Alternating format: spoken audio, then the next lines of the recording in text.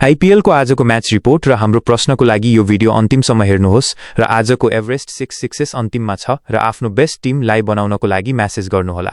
आजको म्याचको pitch report हेर्दा IPL 2025 को 3औं खेलमा लखनऊमा लखनऊ सुपर जायन्ट्सले पंजाब किङ्सको सामना गर्नेछ।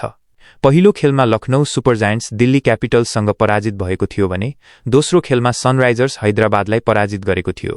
अर्कोतर्फ पहिलो खेलमा पंजाब किङ्सले गुजरात टाइटन्सलाई पराजित गरेको थियो। एलएसजी र पंजाब किङ्स बीच अहिलेसम्म केवल 4 खेल मात्र भएका छन्, जसमा लखनऊको टोली 3-1 ले अगाडि छ। गत वर्ष दुई टोली बीच भएको खेलमा एलएसजीले पंजाब किङ्सलाई 21 रनले पराजित गरेको थियो। यस खेलमा दुवै टोली लगातार दोस्रो जित हासिल गर्ने उद्देश्यका साथ मैदान उत्रनेछन्। लखनऊको पिच अलि स्लो हुन सक्छ र स्पिनरहरूलाई यहाँ धेरै मद्दत मिल्नेछ।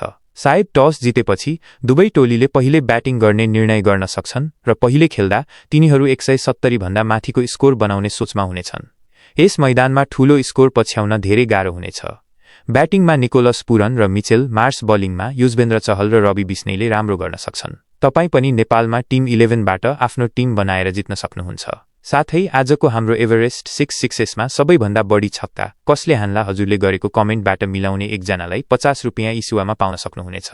यो डबल फाइदा नगुमाउनुहोला। साथै अर्को म्याचको रिपोर्ट र हाम्रो पुरस्कार जित्न च्यानललाई सब्स्क्राइब गर्नुहोला।